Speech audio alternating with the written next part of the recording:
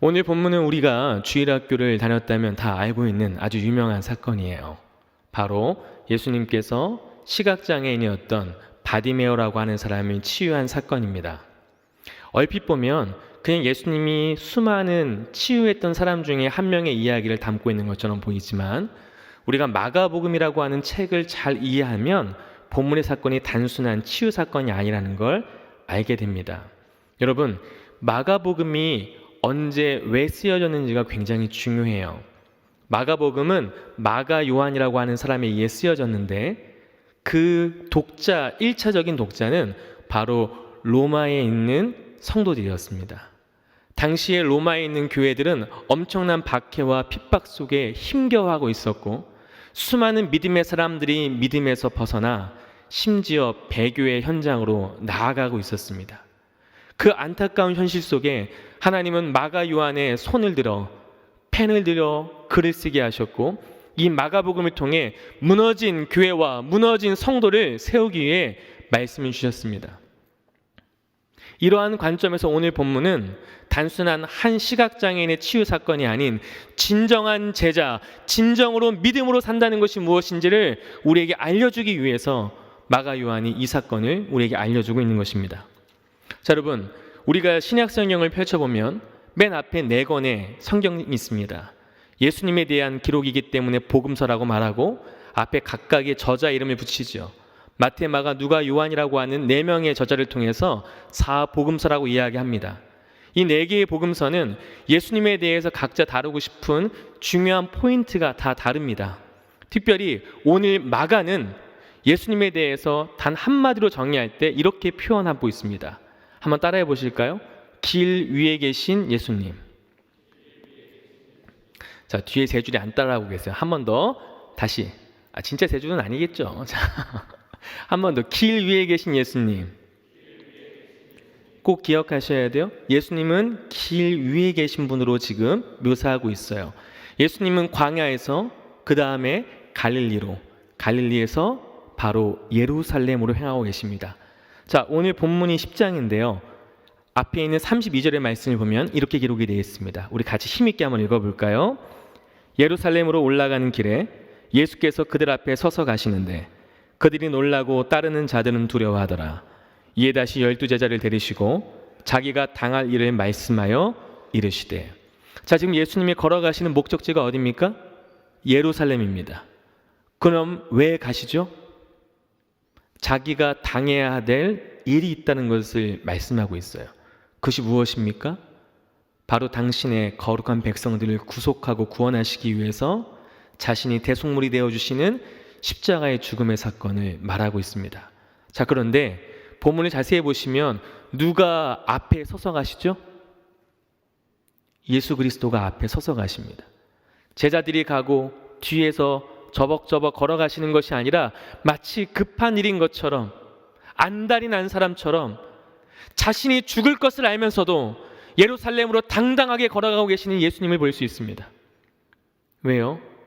예수님은 그것이 하나님의 온전한 뜻을 이루며 이 땅 가운데 하나님의 백성들을 구원하는 유일한 길이기 때문입니다. 그래서 예수님은 하나님 아버지의 뜻을 따라 묵묵히 순종의 길을 걸어가십니다. 자, 그렇다면 예수님 뒤를 따라가고 있는 제자들은 어떤 사람들이어야 될까요? 제자라고 하는 말 자체가 스승의 걸음을 따라가는 자들 아닙니까? 그렇다면 예수님도 자신을 내어놓고 온전히 하나님의 말씀에 순종하며 걸어가신다면 제자들 역시 그 믿음과 순종의 길을 걸어가야 하지 않을까요? 그래서 예수님은 마가복음 8장에 제자들이 어떻게 살아야 할지를, 이 길을 어떻게 걸어가야 할지를 이미 말씀해 주셨습니다. 자, 우리 8장 34절의 말씀 같이 한번 읽겠습니다.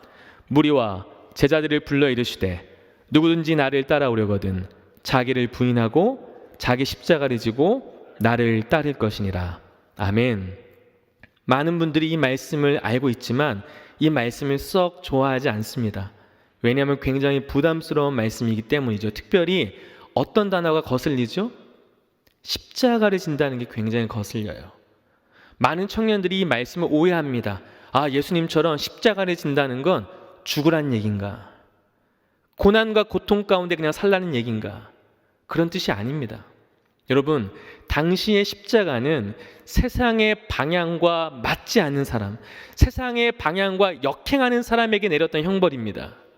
그렇다면 자기의 십자가를 진다는 건 무슨 뜻일까요? 세상의 흐름대로 따라가지 아니하고, 아무리 세상이 좋다고 말해도, 옳다고 말해도 하나님의 뜻이 아니라면 멈출 수 있는 사람, 가면 안 되는 길이라고 다 알고 있지만 하나님이 기뻐하시는 길이라면 걸어가는 사람, 자기는 주인이 아닌 하나님이 주인 되시는 그 믿음의 길을 걸어가는 사람, 그 사람이 제자라고 주님은 말씀해 주셨어요. 그리고 예루살렘에서 자신이 당한 일들을 무려 3번이나 8장과 9장과 10장에서 말씀하십니다. 그런데 그렇게 말을 해 주어도 제자들은 전혀 깨닫지 못합니다. 제자들은 여전히 예수님을 통해서 무엇을 얻어낼 수 있을까? 나중에 누가 더 높은 자리에 올라갈까? 누가 더 많은 권세와 권력을 탐할 수 있을까? 이것이 어리석은 제자들의 모습이었어요. 꼭 동상이몽이죠. 예수님과 함께 몸은 같이 있고 걸어가고 있지만 예수님과 전혀 다른 길을 걸어가고 있던 제자들. 그런데 그들의 눈에 도저히 제자가 될 수 없는, 도저히 어떤 삶의 가치가 있어 보이지 않는 한 사람이 등장합니다. 그 사람이 바로 오늘 여러분과 함께 나눌 바디메오라고 하는 사람이에요.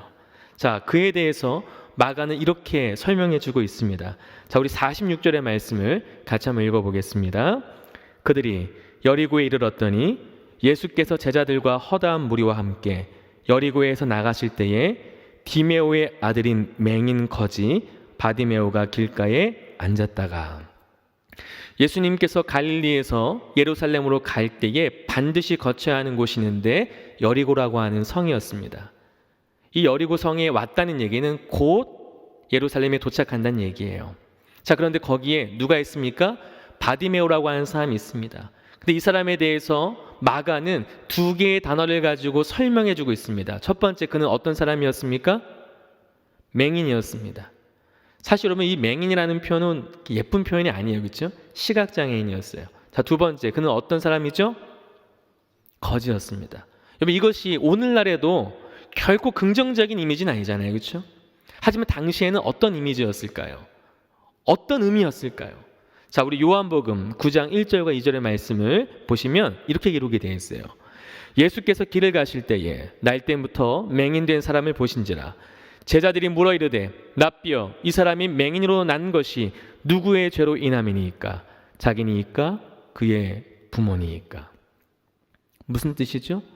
당시에는 모든 질병과 장애를 하나님께 심판받고 벌받은 것이라고 생각했다고요. 그 왜 심판과 벌을 받았을까? 그는 분명히 죄를 지은 거야. 아니면 그의 부모라도 죄를 지은 거야. 여러분, 죄송한데 이 말이 맞습니까? 틀립니까? 틀리죠. 여러분, 감기 걸리면 죄진 겁니까? 아니잖아요. 이 어리석은 이스라엘 백성들은 모든 질병과 모든 장애가 하나님으로부터 받은 벌이라고 생각했습니다. 그러니 바디메오를 바라봤을 때 사람들은 어떤 시각으로 바라봤을까요? 얼마나 죄를 지었으면, 얼마나 부모가 죄를 지었으면 저렇게 살 수 있지? 하나님으로부터 버림받은 것이 확실해. 이게 바디메오를 바라봤던 제자들과 사람들의 시선이었다고요.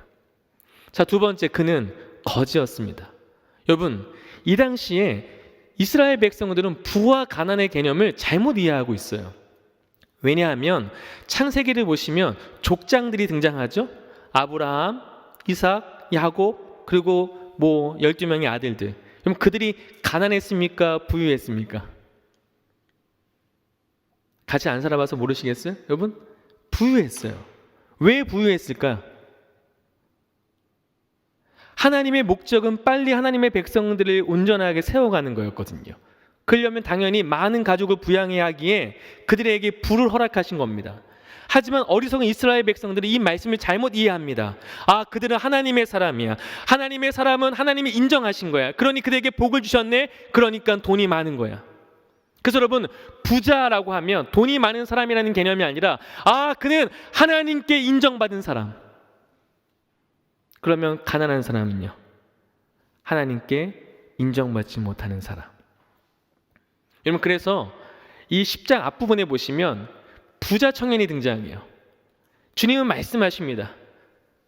부자가 하나님 나라에 들어가는 것이 너무나 어렵다. 그러자 제자들이 이렇게 반응해요. 자, 10장 26절 말씀 같이 한번 읽어보겠습니다. 제자들이 매우 놀라 서로 말하되 그런즉 누가 구원을 얻을 수 있는가 하니. 무슨 뜻이죠? 당연히 부자들은 하나님의 복을 받은 사람이니까 그들은 하나님께 인정받은 사람이야 라고 생각했다고요. 그러니 부자들이 천국 가는 건 당연하다고 생각했어요. 그런데 예수님이 뭐라고 말씀하세요? 부자가 천국 가는 게 얼마나 어려운 줄 알아?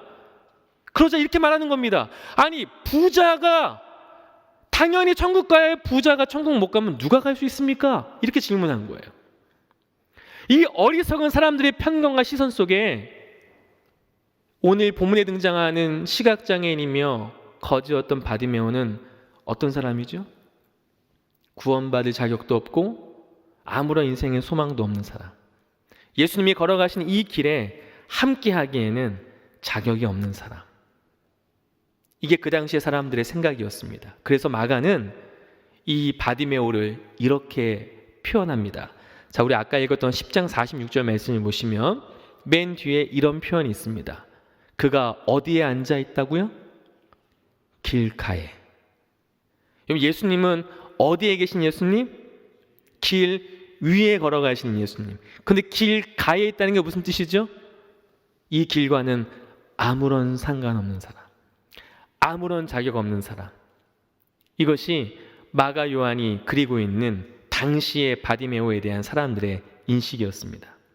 자, 그런데 이 아무런 소망도 자격도 없는 것 같은 이 바디메오가 예수님 앞에 하는 행동과 반응에 우리는 주의를 가지고 잘 살펴보아야 합니다. 자, 47절과 48절의 말씀을 우리 같이 한번 읽어보겠습니다.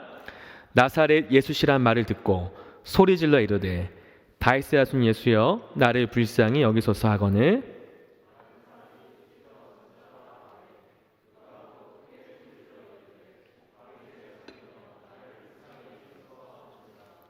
여러분, 예수님이 지나가신다는 말을 듣고 그는 갑자기 흥분하며 소리 지르기 시작합니다.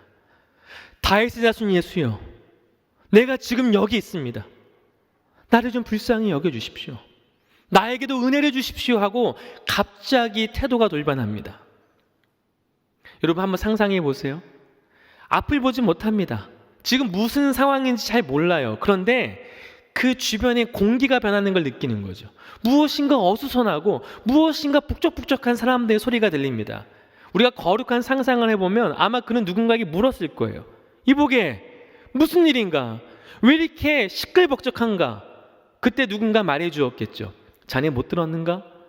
나사렛 그 예수가 지금 이 마을을 지나가고 있다네.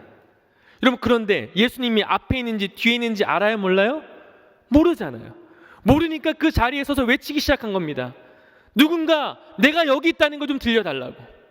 예수님에게 나의 음성이 조금이라도 들려서 그분이 나를 한 번만 바라봐 주기를 외치고 있습니다. 어딘지도 모른 채 손을 허둥지둥거리며 외치고 있는 거죠. 나사렛 예수여, 다윗의 자손이여, 내가 여기 있는데 나에게도 은혜를 좀 베풀어 주십시오 하고 울부짖고 있습니다. 사람들은 시끄럽다 꾸짖습니다. 왜 너는 가만히 있지 못하고 이렇게 소란을 피우는가? 하지만 여러분, 그는 조금도 굴복하지 아니하고 더 큰 소리로 외칩니다. 나사렛 예수여, 다윗의 자손이여, 내가 여기 있으니 나를 좀 한 번만 만나주시면 안 됩니까? 나에게도 은혜를 베풀어 주시면 안 됩니까? 여러분, 그는 나사렛 예수가 지나간다는 소식밖에 듣지 않았는데 왜 이렇게 극도로 흥분하며 주님을 찾았을까요? 그는 이미 예수님이 이 여리고로 오시기 전에 예수님이 누구신지 들었기 때문입니다. 본 게 아니에요. 예수님이 어떻게 사역하시는지 눈으로 보진 못했습니다. 직접 말씀을 들어본 적도 없습니다. 하지만 그는 하나님의 은혜로 사람들을 통해 예수님에 대해 들었고, 그 들음을 통해 그는 예수 그리스도가 성경이 말씀하고 있는, 그 구약 성경이 예언하고 있는 우리를 구원하실 유일한 구원자 바로 그리스도라는 것을 분명히 믿었기 때문입니다. 그가 예수님을 진짜 그리스도로 믿었다는 증거는 우리가 다음 세 가지 요소를 보면 알 수 있어요. 첫 번째, 그가 예수님을 향해 불렀던 호칭이고요. 두 번째는 예수님이 그를 불렀을 때 그의 반응이고, 세 번째는 예수님의 질문에 대한 그의 답변을 보면 알 수 있습니다.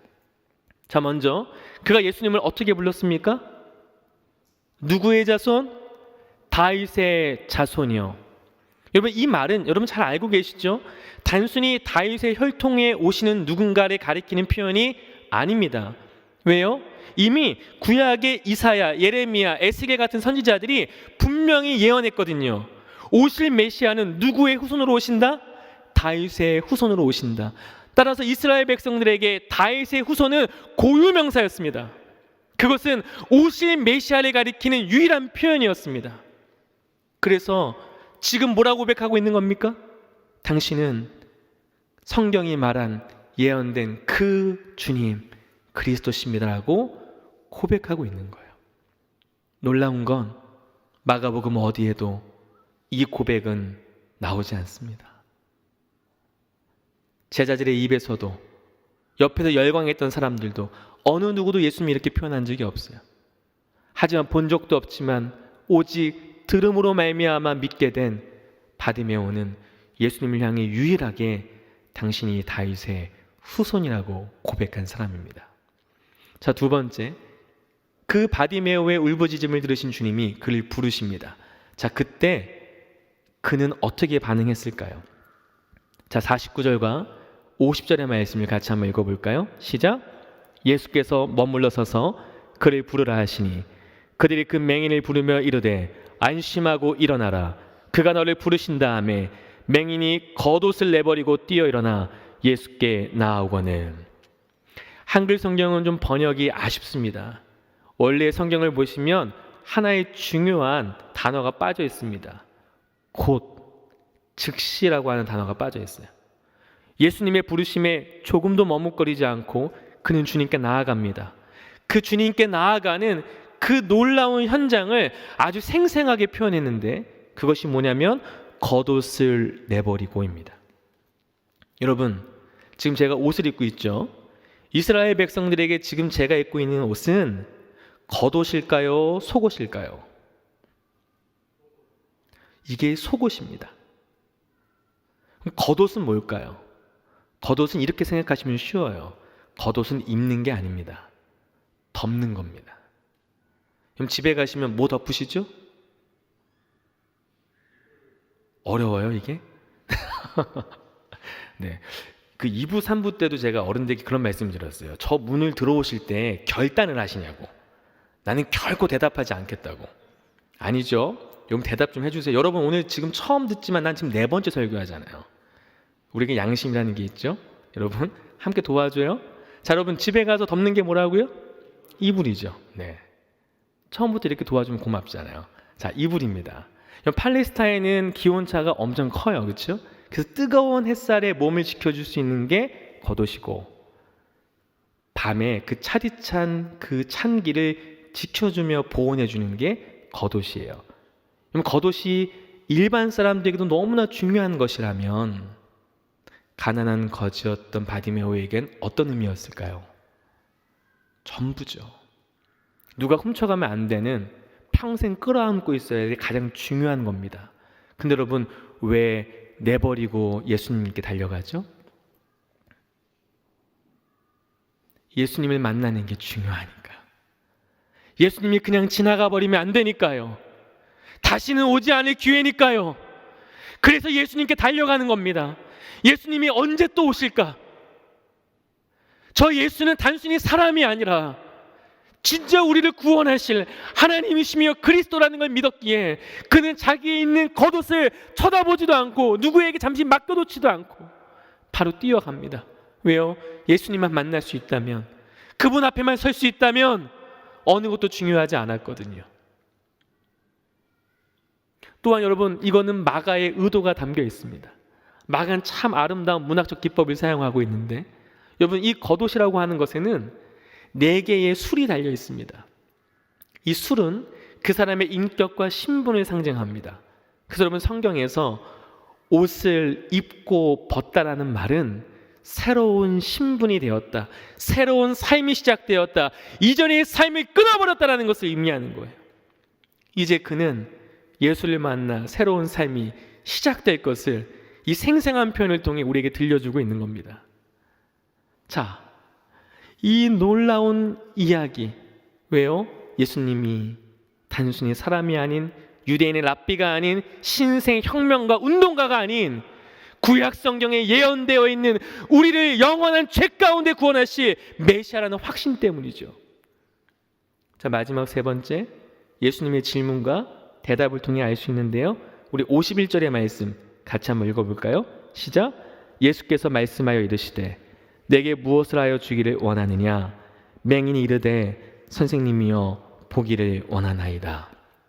우리가 무심코 이 본문을 읽으면 별로 특별하지 않은 질문과 뻔한 대답처럼 보입니다. 다윗의 자손 예수여 나에게 은혜를 베풀어 주소서라고 울부짖었잖아요. 그 주님이 부르십니다. 그럼 그 다음 질문이 뭐예요? 왜 불렀니? 뭐 해줄까? 그러니 앞을 보지 못하는 시각장애인이 뭐라고 얘기합니까? 저 보고 싶은데요? 하나도 특별하지 않은 질문과 대답처럼 보이죠. 하지만 마가복음을 천천히 읽어본 사람들은 여기서 무릎을 칠 수밖에 없습니다. 왜냐? 조금 전에 이 똑같은 질문을 누군가에게 하셨거든요. 마가는 이 똑같은 질문을 통해 앞에 이 질문에 대해 대답했던 그 사람들과 지금 바디메오를 분명하게 대조하고 있는 겁니다. 예수님은 내가 너에게 무엇을 하여 주기를 원하느냐? 이 질문을 바디메오보다 누구에게 먼저 하셨을까요? 자, 36절과 37절 말씀 같이 한번 읽어볼까요? 이르시되 너희에게 무엇을 하여 주기를 원하느냐? 여짜오되 주의 영광 중에서 우리를 하나는 주의 우편에 하나는 좌편에 앉게 하여 주옵소서. 여러분, 이거 예수님의 제자 가운데 세베대의 아들 야고보와 요한에게 하셨던 질문과 대답이지만 나중에 뒷부분을 더 읽어보시면 똑같은 마음을 가진 사람들이 있습니다. 누구죠? 나머지 제자가 다 똑같은 마음입니다. 여러분, 이 질문이 왜 중요한지 아세요? 예수님께 무엇을 구하는지를 보면 그 사람이 예수님을 어떻게 생각하며 믿고 있는지가 아주 분명하게 드러납니다. 여러분들은 예수님께 무엇을 구하고 계십니까? 예수님은 우리 인생의 자판기가 아닙니다. 비인격적인 존재가 아닙니다. 기도라고 하는, 봉사라고 하는, 헌금이라고 하는, 헌신이라고 하는 동전을 막 집어넣은 다음에 내가 원하는 것을 달라고 요구하는 그런 자판기 같은 존재가 아닙니다. 우리를 세상을 창조하시기 전부터 선택하시고 예정하시고 사랑하신 우리와 인격적인 진정한 하나님이시고 우리의 구원자세요. 근데 제자들은 그토록 예수님이 하신 사역과 말씀을 다 듣고 보았음에도 불구하고 예수님을 자기의 인생의 목적으로 삼습니다. 수단으로 삼죠. 나중에 저 예수 잘 따라가다 보면 분명히 저 인간이 나중에 왕이 될 텐데 그때 내가 더 열심히 지금부터 살아내요. 나중에 가장 높은 곳 그 두 자리 우리 형제가 독차지해야지. 이 이야기를 듣고 나머지 10명의 제자가 분노합니다. 내가 먼저 얘기할 걸. 저것들이 선수 쳤네. 여러분, 예수님의 마음이 어땠을까요? 예수님과 함께 길을 걸어가고 있는데, 예수님과 함께 살아가고 있는데 제자 중 어느 누구도 예수가 누군지를 알지 못합니다. 똑같은 질문을 바디메오에게 합니다. 바디메오야, 나를 따라다니는 이 수많은 군중과 제자들을 보아라. 이들은 내가 누군지 모른단다. 너에게 똑같이 묻겠다.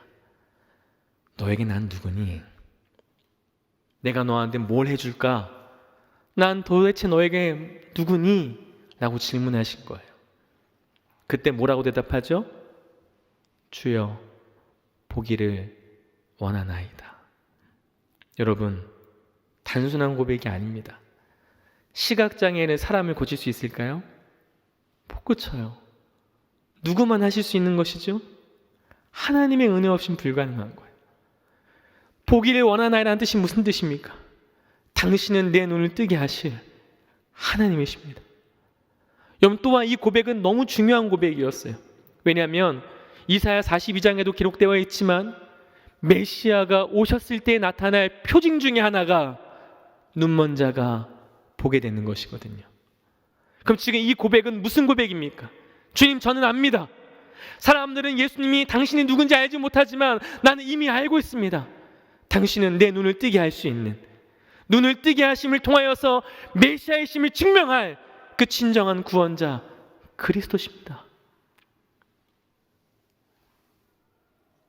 내가 보기를 원하나이다 한 뜻은 예수님, 당신은 우리의 진정한 구원자 그리스도십니다라고 하는 신앙의 고백이었어요. 누가 제자입니까? 어느 누구에게도 들어보지 못한 고백, 어느 누구에게도 받아보지 못한 이 놀라운 믿음의 고백, 길가에 앉아있는 사람들이 볼 때는 자격도 없고 아무런 가치 없는 인생처럼 보였던 그 일을 통하여서 주님은 지금까지 들어보지 못한 놀라운 믿음의 고백을 들으십니다. 그리고 그에게 이렇게 답하세요. 우리 마지막 52절의 말씀을 같이 한번 읽어볼까요? 시작. 예수께서 이르시되 가라, 내 믿음이 너를 구원하였느니라 하시니 그가 곧 보게 되어 예수를 길에서 따르니라. 여러분, 가라는 말은 절로 가 이런 뜻이 아니고 다 해결되었다라는 뜻이에요. 저희 아이가 고장난 장난감을 가지고 와요. 아빠, 이거 어디가 고장났어요. 그럼 제가 열심히 막 고쳐줍니다. 그 다음에 뭐라고 얘기하죠? 됐으니까 이제 가봐. 다 해결됐다는 거예요. 너의 믿음이 너를 구원하였도다. 이 구원이라는 말은 헬라어로 육체의 완벽한 회복도 가리키고 영혼의 영원한 생명, 구속과 구원도 가리킵니다. 너의 몸도 나을 뿐만 아니라 너는 믿음으로 말미암아 영원히 구원받은 하나님의 백성이 되었도다. 여러분, 이 놀라운 은혜를 바디메오가 받게 됩니다. 사람들은 자신을 향하여 저주받은 인생이라고, 너는 하나님께 버림받은 거라고, 너는 아무짝에 쓸모없다고 조롱했던 그의 인생. 하지만 주님은 이미 그의 마음속에 말씀을 들음을 허락하셨고 믿음을 주시고 주님 앞에 신앙을 고백해 하시고, 그리고 육체의 자신의 문제뿐만 아닌 영혼의 온전한 문제를 해결하셔 진정한 구원받은 하나님의 백성 삼아주셨어요. 여러분, 이 은혜를 받은 바디메오는 어떻게 행동했을까요? 52절 말씀을 보시면 이렇게 되어 있습니다. 그가 곧 보게 되어 예수를 길에서 따르니라. 오늘 여러분과 함께 나누는 말씀의 제목을 여기서 가지고 왔습니다. 예수를 길에서 따르니라. 여러분, 보게 되었다라는 말은 과거형으로 기록되어 있어요. 그때 그 순간 끝난 겁니다. 자, 그런데 길에서 따르다라고 하는 말은 미완료로 기록이 되어 있어요. 무슨 뜻이죠? 마가 요한이 이 본문을 기록할 그때에도 계속해서라는 뜻이에요. 저 때부터, 예수님 만난 그때부터 지금까지 계속 예수를 길에서 따르니라라는 뜻입니다. 여러분, 이 말씀을 왜 마가 요한은 로마의 성도들에게 들려주고 싶었을까요? 이 말씀을 잘 기억해 보세요. 이 본문은 마태복음에도 기록되어 있고 누가복음에도 기록되어 있습니다. 하지만 거기에는 바디메오라고 하는 실명이 거론되지 않아요. 근데 왜 마가복음에만 이 사람의 이름이 기록되어 있을까요? 그것은 마가복음의 1차적인 독자인 로마 교회 성도들에게 너무나도 잘 알려져 있는 사람이기 때문입니다. 지금 여러분, 이 사건을 통해 마가 요한은 가슴을 치며 그 쓰러지고 영적인 패배감에 무너져 있는 교회를 향하여 외치는 겁니다. 여러분, 바디메오 아시죠? 아무런 자격도 은혜 받을 어떤 조건도 없던 사람, 하지만 하나님이 그를 불쌍히 여기시고 그를 만나주시고 그에게 믿음을 주셔서 그를 구원하셨습니다. 그는 그때부터 지금까지 로마의 박해와 환난 가운데는 무너지지 아니하고 실패하지 아니하고 예수님이 걸어가신 그 믿음의 길을 지금 걸어가고 있습니다. 여러분, 우리가 누굽니까? 우리도 바디메오 아니었습니까? 우리는 구원받을 자격이 있었습니까? 없었잖아요. 우리도 길가에 나 앉아있던 인생 아닙니까? 그런 불쌍한 우리를 주님이 사랑해 주시고 말씀이 들리게 하시고 구원해 주셔서 우리도 함께 이 길을 걸어갔던 사람들 아닙니까? 그런데 왜 지금은 이 길에서 다 이탈해서 다시 길가에 나앉아 있습니까, 여러분? 언제까지 그 영적인 절망감 속에 허우적거리며 길바닥에 앉아 있을 겁니까? 다시 일어나십시오. 다시 길 안으로 들어오십시오. 다시 예수님이 걸어가신 그 길 함께 믿음 갖고 걸어갑시다라고 외치고 있는 거예요. 이런 본문의 사건은 단순히 앞을 보지 못했던 한 사람이 치유한 사건이 아닙니다. 그래서 여러분, 학자들은 이 마가복음의 전체의 주제를 담고 있는 이야기가 바로 오늘 본문이라고 이야기합니다. 이번 코로나가 3년이 넘었어요. 제일 지겹게 들은 말이 무엇인지 아십니까? 영적인 패배감, 영적인 절망. 죄송한데 교회가 언제 그렇게 자유롭고 화평했습니까? 교회는 언제나 어려웠습니다. 교회는 언제나 힘겨운 세상과의 싸움 속에 살아갔습니다. 우리의 선조들은 우리보다 쉬웠습니까? 아니지 않습니까? 언제까지 그 영적인 패배감과 코로나라고 하는 이유를 가지고 끊임없이 자신의 그 신앙에 벗어나 있는 모든 삶을 스스로 정당화시킬 겁니까?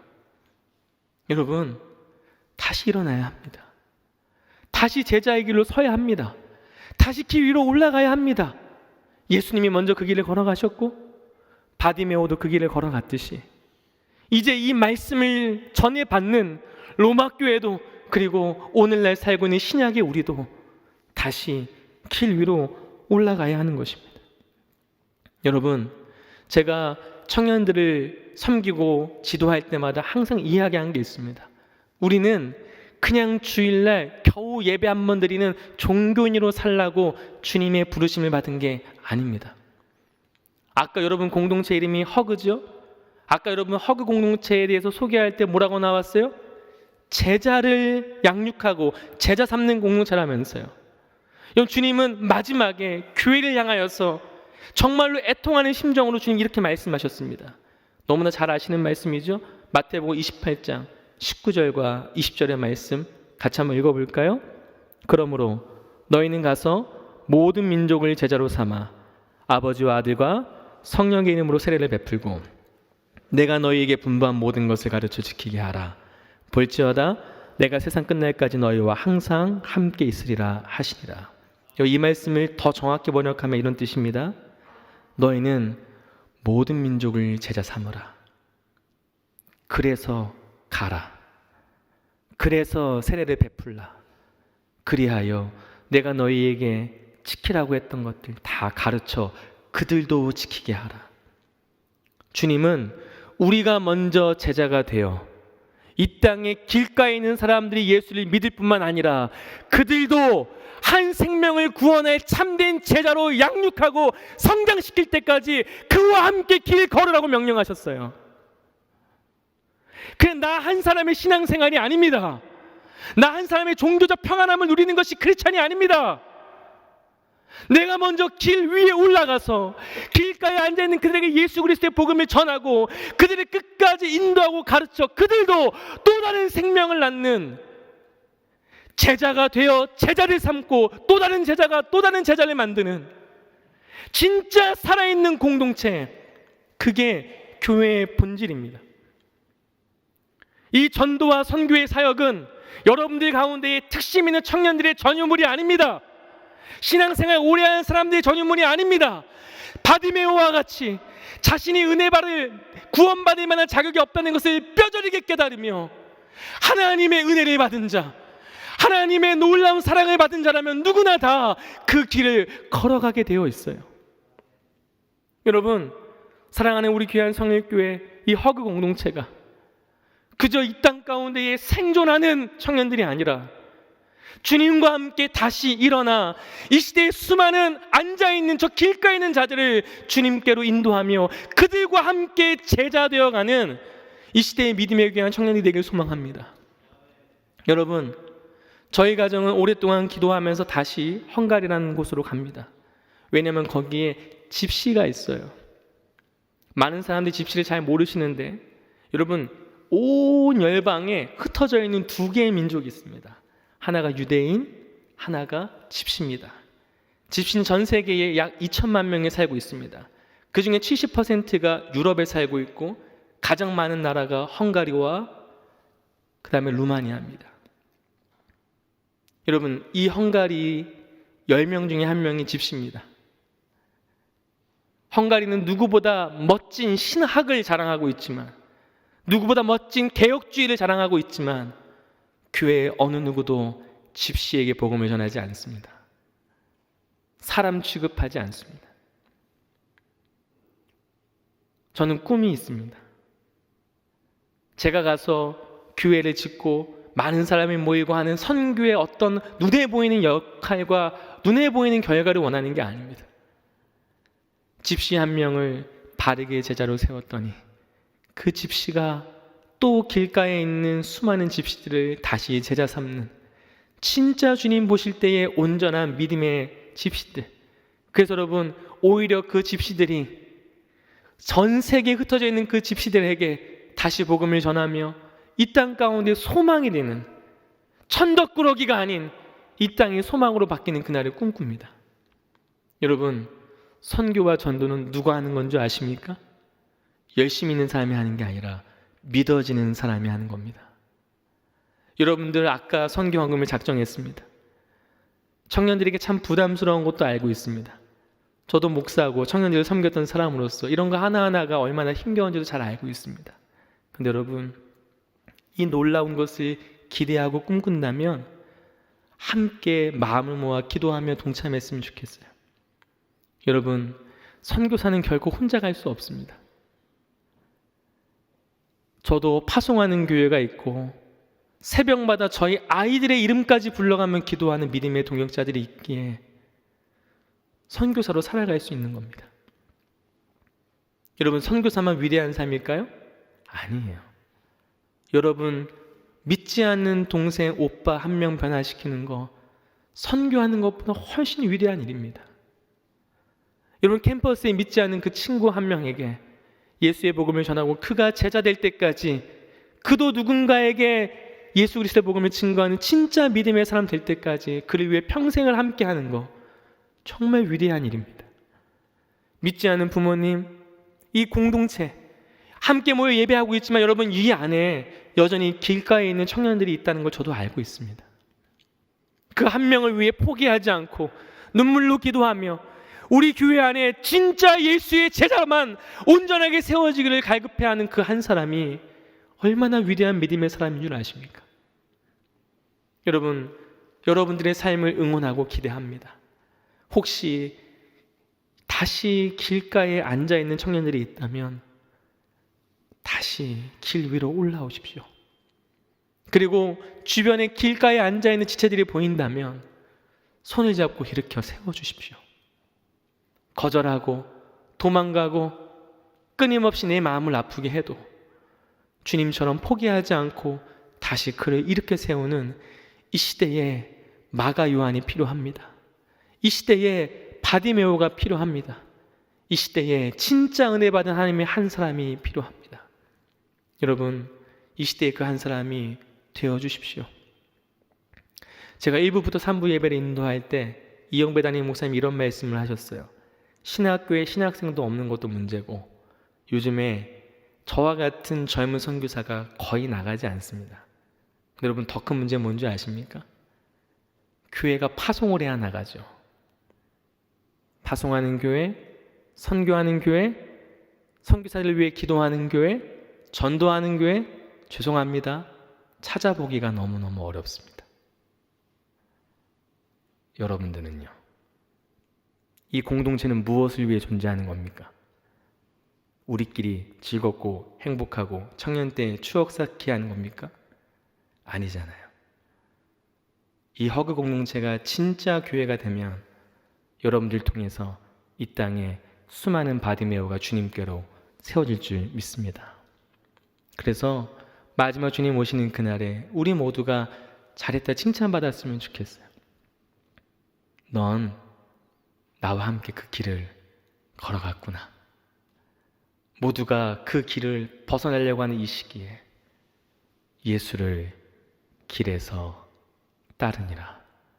이 한 사람이 이 소망이 되어 주시기를 주님의 이름으로 간절히 축복합니다.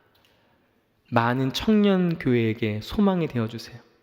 우리도 힘들고 어려운 길을 걸어가고 있지만 우린 여전히 본질을 향하여, 교회다움을 향하여 주님의 명령대로 이 땅을 살아가고 있다고 이 주변에 있는 낙심하고 무너져 있는 많은 청년 사역자들에게, 많은 청년부들에게 여러분 희망이 되어주세요.